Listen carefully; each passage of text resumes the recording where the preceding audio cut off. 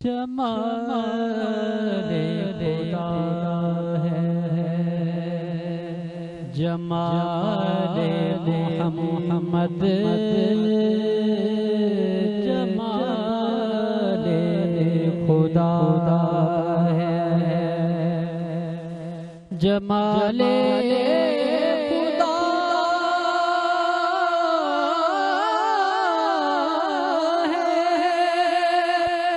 जमाले मोहम्मद के मुमकिन नहीं है, मिसाले मोहम्मद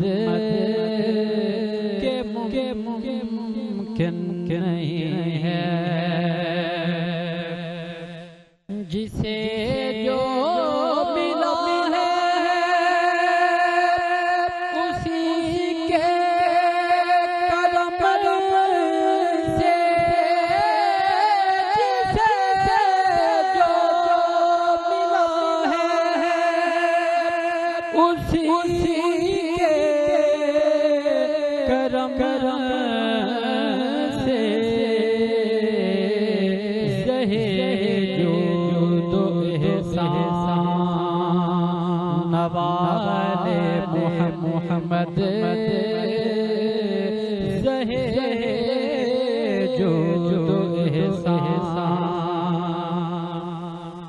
मुझे रोज़े महशर का क्यों गम होता,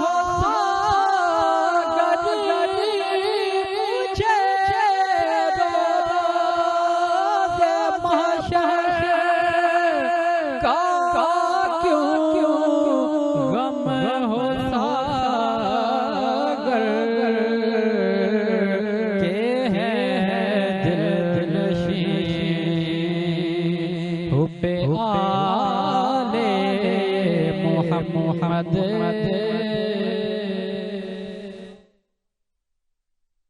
करामत सनागर, आप देख रहे हैं लाइव शो रोशन पाकिस्तान, जिसमें जिंदगी के मुख्तलिफ शोबों से ताल्लुक रखने वाली शख्सियात यहाँ हमारी मेहमान होती है और हम उनसे गुफ्तगू करते हैं, कुछ उनकी जाती जिंदगी के हवाले से, कुछ उनके कारोबार के हवाले से और कुछ समाजी मसाइल के हवाले से। और मेरे साथ मौजूद हैं मेरी को होस्ट फायजा कामरान। अस्सलाम वालेकुम। वालेकुम अस्सलाम, सुबह बखैर। संडे का दिन है, एक दफ़ा फिर हाजिर है रोशन पाकिस्तान के सेट से और आज भी हमारे साथ गेस्ट मौजूद हैं। गेस्ट का तारुफ कराते हैं। सबसे पहले हमारे साथ मौजूद है रेहान उद्दीन सिद्दीकी, मुहाफ़िज़ पाकिस्तान से आपका ताल्लुक है। अस्सलाम वालेकुम। मौजूद हैं। कैसे हैं? ठीक हैं। आज अलाहाबादी लगाना भूल गए आप नाम कैसा? हाँ भूल गई मैं, चले लगा देती हूँ अब। रेहान उद्दीन इलाहाबादी भाई। और आपके साथ मौजूद हैं परवेज़ आराई साहब, अल शरीफ फाउंडेशन के CEO हैं। अस्सलाम वालेकुम सर, आपको बहुत खुशामदीद कहते हैं अपने शो पे। और आपके साथ मौजूद हैं CEO अजवा ट्रैवल जनाब मोहम्मद जुबैर आलम अत्तारी सिद्दीकी साहब। अस्सलाम वालेकुम वरहमतुल्लाह। कैसे हैं जुबैर भाई? खैरियत से हैं? आपको हमारे शो में एक बार फिर खुशामदीद। और आपके साथ मौजूद हैं रहीम यार खान, शहर से तशरीफ लाए नात ख्वां जुबैर कादरी। अस्सलाम वालेकुम। कैसे हैं? ठीक है, खैरियत से हैं? आपको भी बहुत बहुत खुशामदीद। और रेहान भाई, प्रोग्राम का आगाज़ करना चाहूँगा आपसे। रेहानुद्दीन सिद्दीकी इलाहाबादी साहब, ये आजकल जो चल रहा है सोशल मीडिया पर भी कि अजरक वाली नंबर प्लेट होनी चाहिए, और जबकि अगर आप सिंध असम्बली के अंदर जाएं तो आपको कहीं अजरक के निशान नज़र नहीं आते, तो ये अजरक वाली प्लेटें सिर्फ बाइक के लिए ही लाजमी है, इसके अलावा जो असम्बली के मेम्बर्स हैं इनके लिए लाजमी नहीं है? देखिए, सवाल आपने बहुत ज़बरदस्त किया। इस टाइम शहर कराची में ये बहुत बात इशू बनी हुई है कि ये अजरक वाली नंबर प्लेट बंटवाए। वजह ये है कि एक सिंध की सकावत के हवाले से अगर हम इसको महाजिर और पंजाबी और पठान को साइड में रखते हुए अगर बात करें, हम सिंध में रहते हैं तो ये सिंध की सकावत है अजरक, बिल्कुल इसमें कोई शक नहीं। ठीक है, तो अगर हम इस नंबर प्लेट को पर इशू कर लेते हैं तो कोई इस पर मुज़ायका नहीं है, मगर वजह यह है कि ये जो पैसों से मिल रही है ना आवाम को, इससे दुश्वारी है। अजरक से आवाम को, अजरक से तो किसी चीज से उसको तो हमारी सकाफत है। असल जो दुश्वारी है आवाम को वो इस बात से है कि अब नंबर प्लेटें ली हुई है, जैसे कार की नंबर प्लेट्स हैं, वो वहाँ से अप्रूवल होती है, वहीं से मिलती हैं, उसके पैसे कट चुके हैं। ठीक है, बिल्कुल। अब दोबारा से हम जो नंबर प्लेट लेने जा रहे हैं तो क्या मतलब हम आया उसके दोबारा पैसे देंगे? तो आवाम ये देने को तैयार नहीं है। जो इतनी बदमसली हो रही है ना, वो इसी बुनियाद पर हो रही है सिर्फ कि अगर ये फ्री ऑफ कास्ट कर दी जाए तो हमें क्या मतलब किसी भी आवाम को कोई तकलीफ नहीं है। बहुत सी सियासी जमातों ने असम्बली में भी बात की कि ये अजरक असम्बली में नहीं है। असम्बली के लिए अजरक नहीं है मेरे भाई, थोड़ी सी शऊर पैदा कीजिए। ये नंबर प्लेटों के लिए आई है, सिर्फ इशू ये है इस बात का नंबर प्लेट पे अजरक डालने का कि सिंध की सकाफत है अजरक, बिल्कुल। तो उससे मालूम चल रहा है, दूर से देखने वाले को पता चला कि ये सिंध की गाड़ी है बस। और दूसरे सूबों में भी हम देखते हैं कि बाकी सूबों में भी ये चीज लागू कर दी गई है कि अब पंजाब में अगर हम खैबर पख्तूनख्वा में हैं तो वहाँ भी उनकी पंजाब में भी है, खैबर पख्तूनख्वा में भी, सिंध में नहीं था सिर्फ। बिल्कुल, सिंध में पीली नंबर प्लेटें थी, उनको चेंज किया गया। चेंज करना बुरा नहीं है, मगर आवाम को रिलीफ देना जरूरी है। और एक दूसरी चीज और ना यहाँ पर भी वो भी ऐड करें ना कि हुकूमत ने थोड़ी रिलीफ दे दी है कि अगस्त तक का टाइम है, बट फिर भी लोगों का चालान इसलिए किया जा रहा है तो दे दिया है। मगर बात वहीं आके रुक रही है कि वो नंबर प्लेटें आदमी ने खुद से लगानी है खरीद के। बिल्कुल। असल बटन ये, वो खाएगा, बिजली के बिल भरेगा, पानी भरेगा, क्या करेगा? वो चालान भी तो भर रहा है। चालान तो बाढ़ में गया भाई जी, बात को समझे आप। असल में बेस ये है कि अभी बिजली के बिल में कितनी परेशानी है आवाम को पता है। आप पूछे ना छोटे तबके से जाके पूछेंगे तो आपको पता चलेगा कि बिजली का वो बिल कैसे भर रहा है और कैसे वो घर का राशन पूरा कर रहा है। अब उसको एक और उसमें सजा आ गई है कि वो रोज डरते हुए निकल रहा है कि कहीं साजन खड़ा तो नहीं है। यही मैं आपसे कह रही हूँ। उसकी वजह ये है ना कि अगर ये फ्री कर दी जाए तो आवाम को कोई शिकायत नहीं है इस चीज से कि वो अजरक बने। अच्छा, अजरक से तो हमें भी शिकायत नहीं है, अजरक हमारी सकाफत, बिल्कुल हमारी सिंध की सकाफत है। अजरक डे पे हम बाकायदा अजरक पहन के प्रोग्राम करते हैं, यहाँ पर अजरक डे मनाते हैं। लेकिन सवाल ये है कि अजरक वाली प्लेटें सिर्फ कराची के शहरियों के लिए लाजमी क्यों है? कराची के सिंध में आप देखें वहां नहीं नजर आती। आपको नजर नहीं आ रही होंगी इसलिए कि आपने खुद से जाके नहीं, आप खुद जाए। मैंने आज जाना भी था, मैंने शायद आपको कल बिल्कुल आपको जाना था, ठीक है ना, मगर वो कैंसिल हो गया। पिछले हफ्ते जाना है मुझे, हमारी खुशी। मैं इससे पहले भी गया हूँ, मगर मैंने देखा कि सिंध की नंबर प्लेटें लगी हुई है, वहां पर लगी हुई है। ऐसा नहीं है कि मतलब पूरे सिंध में लगी हुई है, अक्सरियत नहीं है, यूं समझ लें 25% लोगों के पास लगी हुई है। मतलब ये हुकूमत ही इस चीज को राइज करेगी, जब सख्ती करेगी ही तो लगेंगी। अब सिंध के अंदर कानून कुछ और है, हैदराबाद में कानून कुछ और, कराची में कुछ है, हमारे पाकिस्तान में कानून असल में डिफरेंट है ना। कानून तो एक है मगर लागू जो है ना वो हर जगह जगह अपनी मर्जी से किया जाता है। कानून मुतवस्सित तबके के लिए अलग है और गरीबों के लिए अलग है और अमीरों के लिए अलग है। असल बेस ये है, इसलिए गरीब परेशान है इस नंबर प्लेट से। बराए मेहरबानी आपको चाहिए कि आप इस नंबर प्लेट को फ्री कर दें। बहुत जबरदस्त मशवरा। अच्छा, फ्री प्लेट भी यहाँ पर बांटी जा रही है। परवेज साहब आपकी जानिब आऊंगा। एक वेलफेयर है, एक जमात है जो कि फ्री नंबर प्लेट्स भी बांट रही थी, तो आपकी जो फाउंडेशन है अल शरीफ फाउंडेशन, वो इस पे गौर कर रही है आवाम के लिए कि फ्री नंबर प्लेट्स भी बांटनी चाहिए। लेकिन जो साहब बांट रहे थे उनके खिलाफ तो एक्शन हुआ, पुलिस ने एक्शन भी लिया, ये भी मैं आपको पहले बता दूं। जी सोच लीजिएगा पहले। बहुत शुक्रिया आपने जनरल कैप्टन है आवाम के मुफाद अम्मा के लिए, और जो आपने बात की बिल्कुल 100% ऐसे ही है। उसके ऊपर काफ़ी कुछ मामला हुआ है जो प्लेटें बांट रहा था। तो जो कि हमारा अल शरीफ फाउंडेशन का मिशन और मकसद ये है कि पॉजिटिव काम और ऐसा काम जिसके किसी भी हवाले से कोई इंतशार ना हो। जैसे आपने भी बात की, हम एज ए वेलफेयर के हवाले से या एज ए समाजी नुमाइंदा कुछ सियासत के हवाले से भी बात करते हैं, उस पर भी इशू बन जाता है। बिल्कुल। तो हमारा एक माटो है कि हम अपना स्टेट वे पे पॉजिटिवली जो हमारा वेलफेयर के हवाले से काम है उस पर हम करते हैं। हाँ, इसमें ये कि इसकी कोई लंबी चौड़ी फीस भी नहीं है।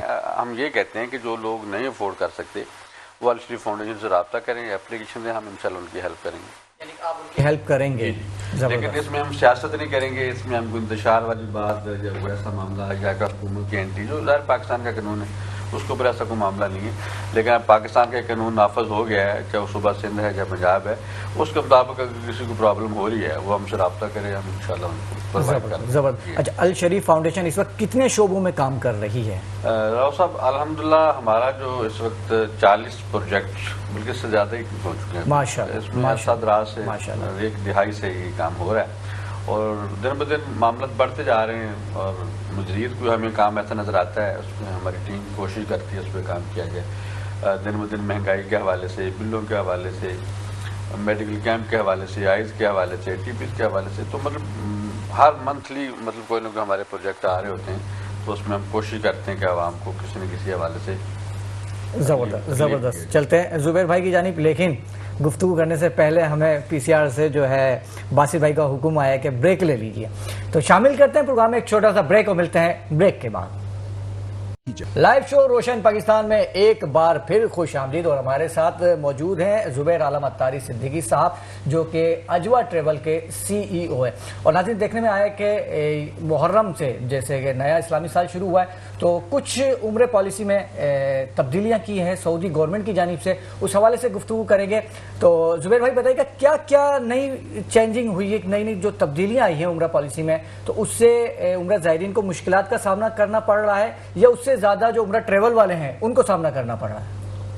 लेकिन साहब मसला इसमें ये है ना कि ज़ायरीन के लिए तो बहुत अच्छा कर दिया है। अच्छा कर दिया है, पॉलिसी अच्छी हो गई है। वो यूँ कि यहाँ से जाने के बाद वहाँ ज़ायरीन जो ना परेशान होते थे, होटल बताया कुछ जाता था, ठीक है, देते थे कुछ ट्रेवल वाले, अक्सर ट्रेवल वाले यही करते थे। तो अब जो है पहले आप टिकट लेंगे, फिर होटल बुकिंग करवाएंगे, कंफर्म बुकिंग, और उसके बाद वीज़ा शिरके से अप्लाई करेंगे। मगर इसमें कुछ ज़ायरीन के लिए ये परेशानी हो गई है कि जैसे पहले उम्र अगर 2 लाख का था तो अब वो 2.35 2.40 पे महंगा हो गया है। महंगा हो गया, आसानी हो गई है उम्र ज़ायरीन के लिए, लेकिन थोड़ा महंगा हो गया उम्र। ठीक, महंगा यूँ हो गया कि पहले एक रूम में 6 और 5 बंदों की शेयरिंग थी, अब 4 बंदों से ज़्यादा आप शेयरिंग कर नहीं सकते सही। तो वो रूम का जो किराया था वो अब 4 लोगों में तकसीम कर दिया गया, पहले 5 या 6 या 7 लोगों में भी तकसीम किया जाता था। तो ये हो गया। इसके बाद जो मैंने ना वो वीज़े के ऊपर सबसे बड़ा इशू आ गया, वीज़ा एक महंगा कर दिया गया। वीज़ा महंगा करने के बाद भी कई मरतबा वीज़ा ID बंद कर दी गई। अभी परसों भी तकरीबन 8 ID बंद कर दी गई, 8 शिरके को बंद कर दिया गया।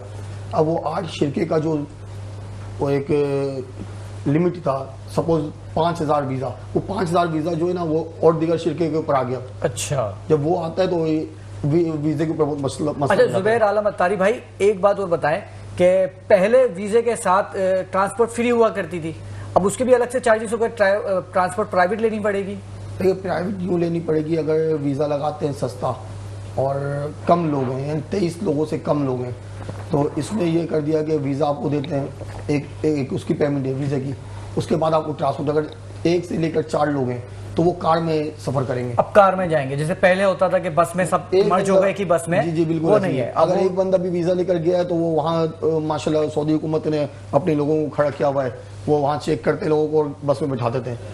अब हो गया ये कि अगर 1 से लेकर 4 लोग हैं तो वो कार में जाएंगे, अगर 7 में जाएंगे, हाँ 7 कार के चार्जेस वो खुद पे करेंगे। हाँ ये प्राइवेट हो गया, ये मसला आ गया। अब 7 लोग हैं तो वो H1 में जाएंगे।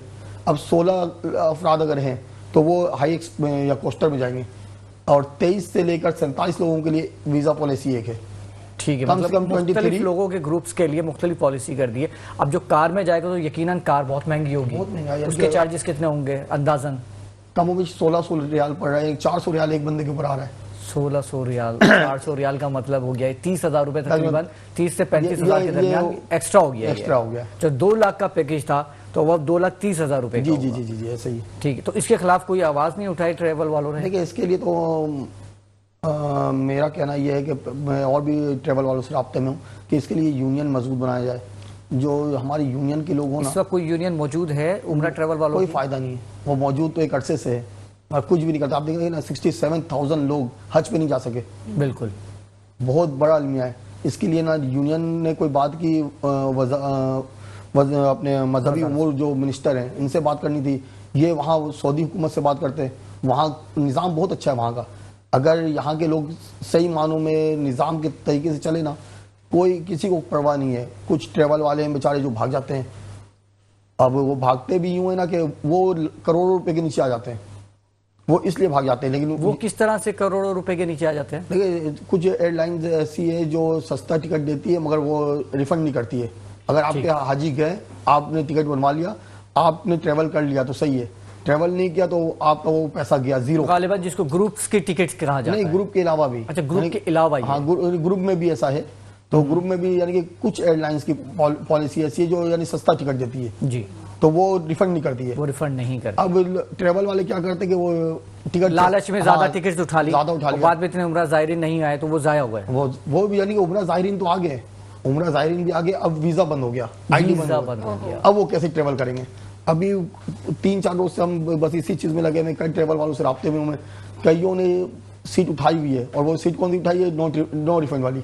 अब वो रिफंड नहीं होगी वो टिकट, अब वो जो है ना, या वो रुकेंगे तो जिन लोगों ने पेमेंट की हुई है वो नहीं छोड़ते हैं, वो जलील करते हैं, बदतमीजी करते हैं, ऑफिस पे आ जाते हैं, इलाके में शोर करते हैं, सोशल मीडिया का दौर है, पोस्ट बना के चलाते हैं।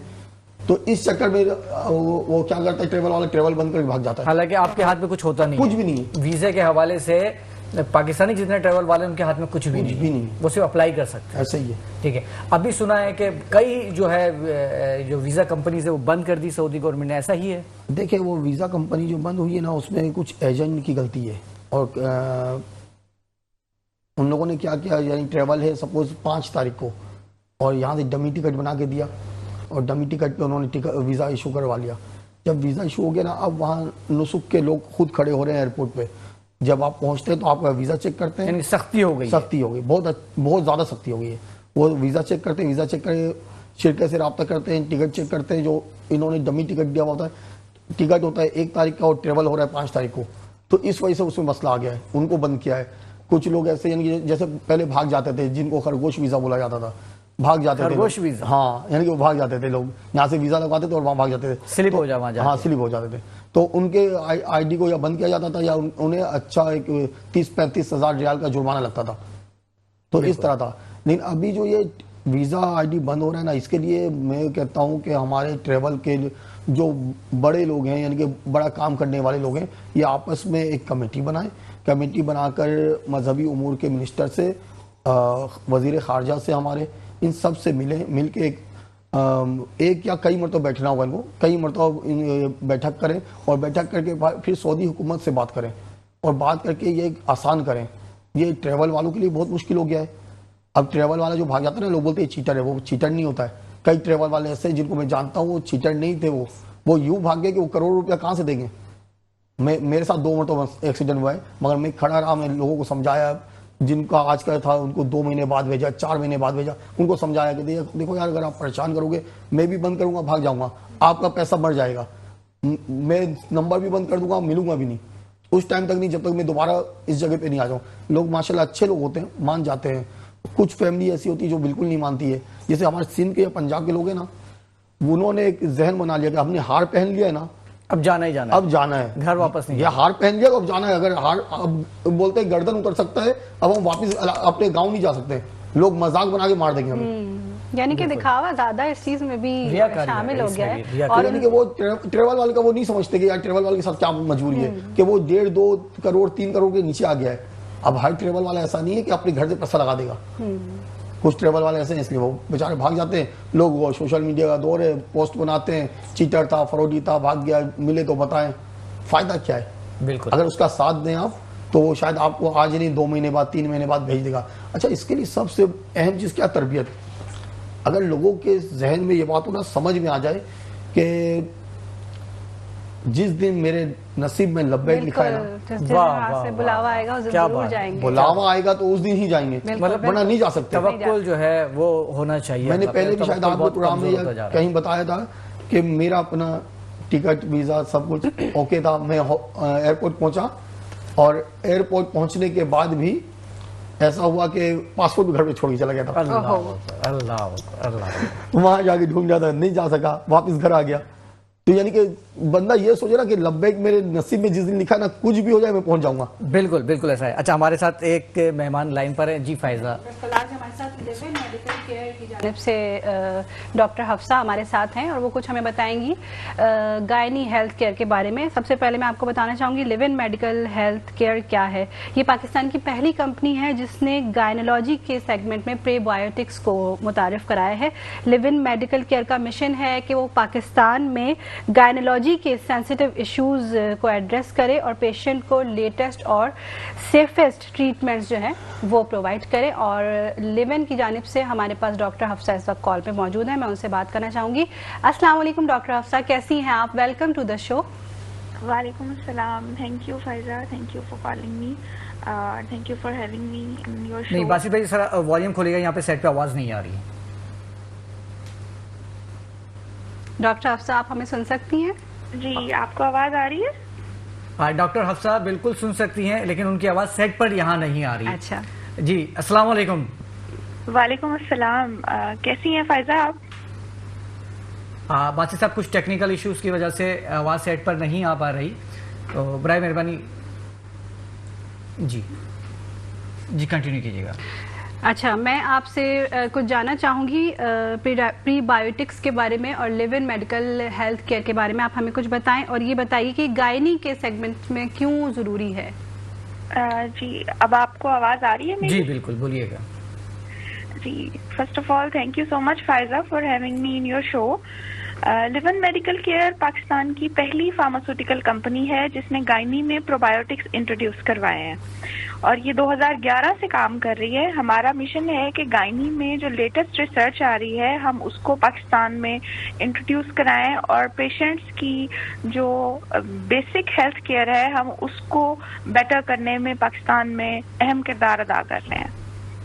जबरदस्त जी। फायदा, अच्छा, प्रीबायोटिक्स से इलाज के कुछ साइड इफेक्ट्स हैं, इस बारे में भी हमें बताइए ताकि लोगों का कॉन्सेप्ट क्लियर हो कि प्रीबायोटिक्स से कैसे इलाज किया जाता है। आपके पास कौन कौन से प्रोडक्ट्स मौजूद हैं, क्या वेरिएंट्स हैं, उसके बारे में हमें बताइए।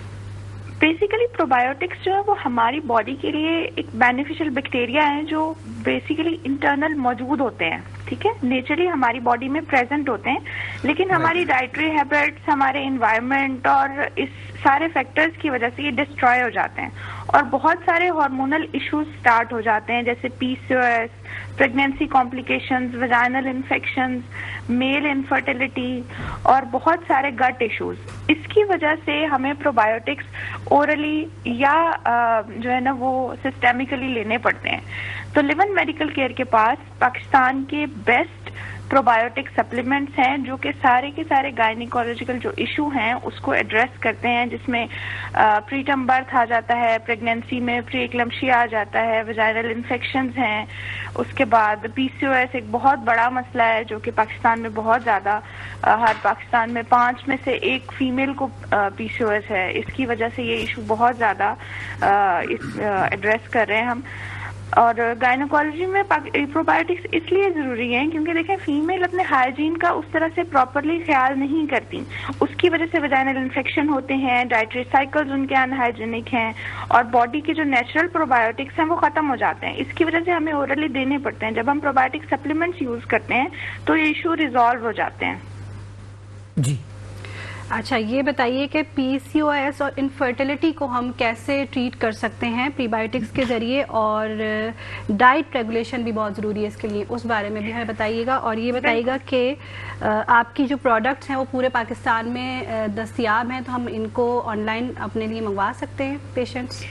जी बिल्कुल, हमारी जो प्रोडक्ट्स हैं, हमारे पास टोटल इस टाइम 6 प्रोडक्ट्स हैं और सबकी सब अवेलेबल हैं पाकिस्तान में। आप इसको ऑनलाइन भी ऑर्डर कर सकते हैं, ठीक है। और जो PCOS है बेसिकली वो अगर हम प्रोबायोटिक्स से ट्रीट करते हैं तो जो प्रोबायोटिक्स हैं वो आपके नेचुरल हार्मोनल साइकिल को बैलेंस करता है, GLP-1 की सिक्रीशंस को बढ़ाता है, उसके बाद आपके ब्रेन को नॉर्मल फंक्शनिंग की तरफ लेके जाता है क्योंकि वजाइनल जो माइक्रोबायोम है वो बैलेंस हो जाता है और नॉर्मल ओवेरियन फंक्शन स्टार्ट हो जाता है। जो हमारे हार्मोन इम्बैलेंस हैं PCOS में, LH, FSH, टेस्टोस्टेरोन, वो सारे के सारे बैलेंस हो जाते हैं। इकोलाई की कंजम्पशन जो है वो उसके जो अटैक्स हैं वो डिफर कर रहे होते हैं हमारे नॉर्मल फ्लोरा को, तो वो बैलेंस हो जाता है, ठीक है। जो short chain fatty acid basically जो PCOS इनफर्टिलिटी की वजह से जो है ना वो हम उसमें ये प्रोबायोटिक्स देते हैं और उसमें जो प्रोबायोटिक्स हैं वो GLP-1 सिक्रीट करते हैं। GLP-1 जो है वो उसको आगे जाके रेगुलेट करता है, इंसुलिन रेजिस्टेंस को बैलेंस कर रहा है, वो हार्मोनल सिक्रीशंस को बैलेंस कर रहा है। जैसे जैसे GLP-1 की सिक्रीशन बढ़ती है नॉर्मल ओवेरियन साइकिल स्टार्ट हो जाता है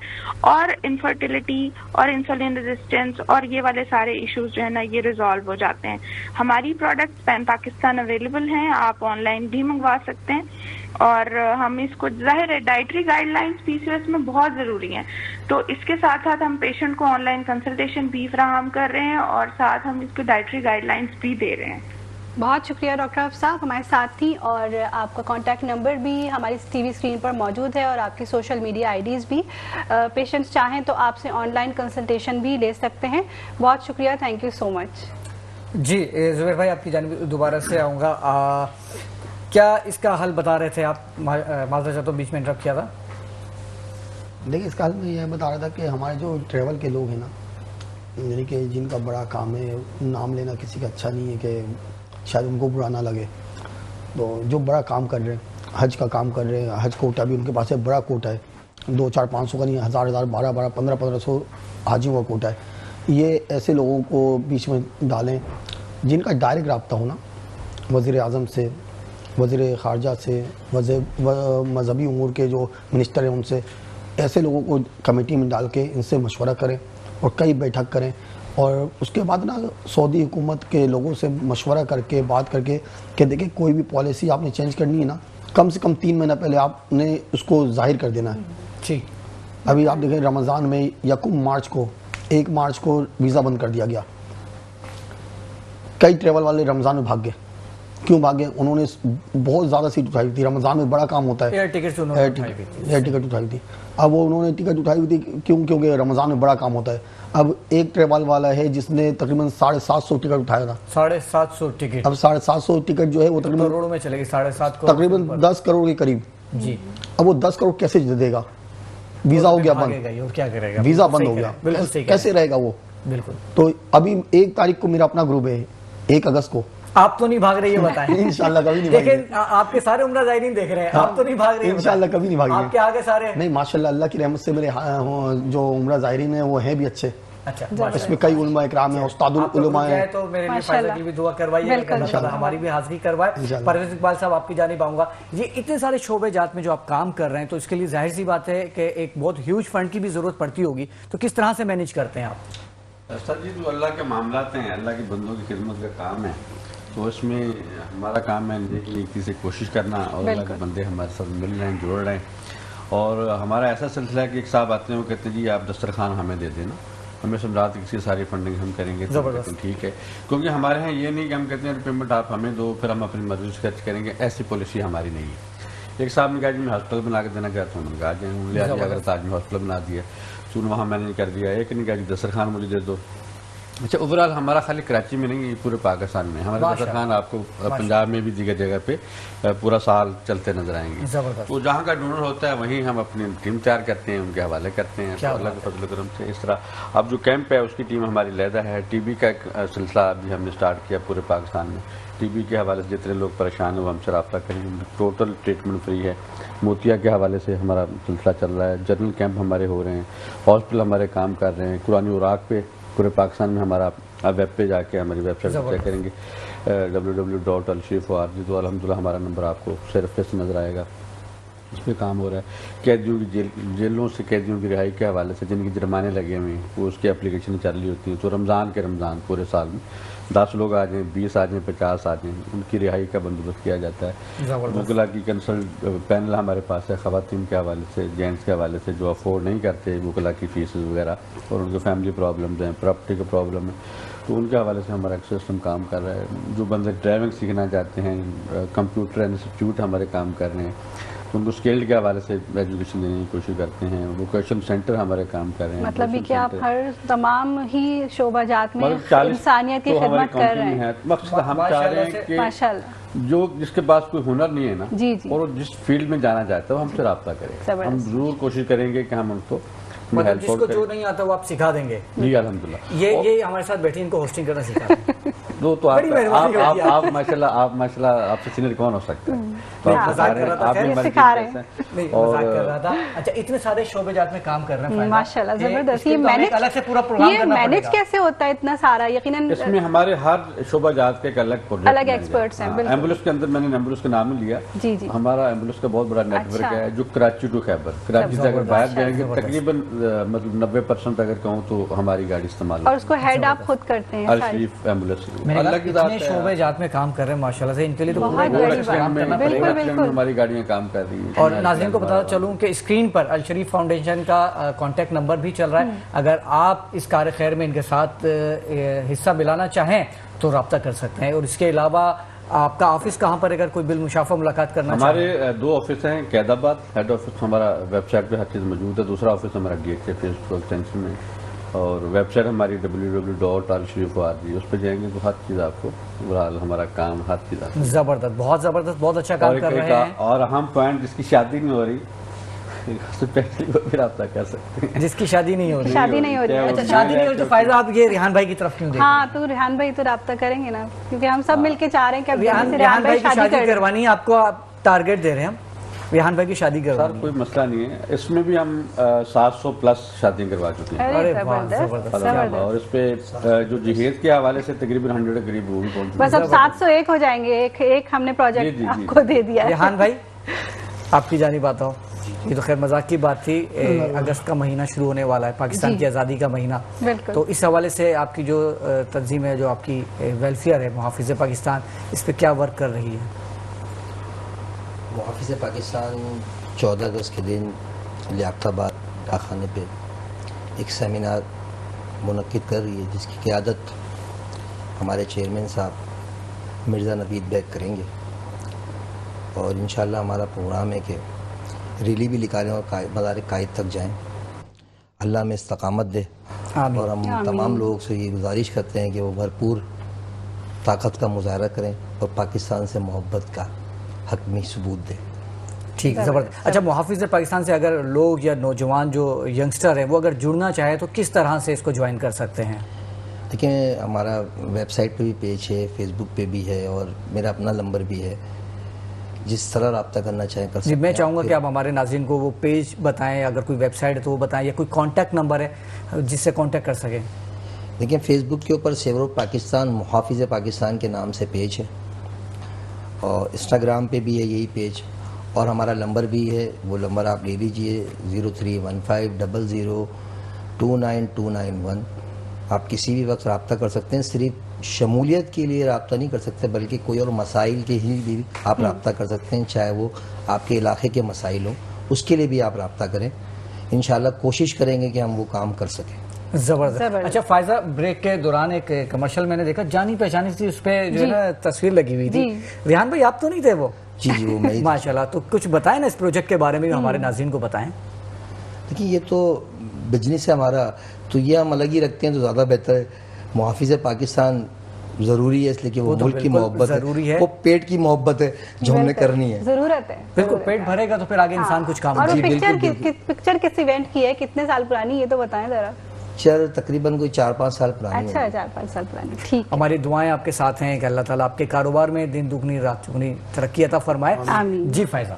जी जनाब, हमें आप चूँकि आप रोशन पाकिस्तान जो है वो हमेशा न्यू टैलेंट को प्रमोट करता है और एंटरप्रेन्योर्स को भी प्रमोट करता है, जो लोग अपना लोकल बिजनेस हमारे मुल्क में कर रहे हैं वो, क्योंकि हमें अपने लोकल बिजनेस को सपोर्ट करने की ज़रूरत है। इसलिए आज अब आपको हमारे सेट पे एक PR पैकेज भी नज़र आ रहा होगा जो कि एक्वा क्लीन वॉशिंग पाउडर की जानिब से भेजा गया है। और एक्वा क्लीन जो है वो हमारी लोकल प्रोडक्ट है, और जब हम सोचते हैं कि किस तरह बाइकआउट की तरफ जाएं, हमारे पास ऑल्टरनेट मौजूद होने चाहिए।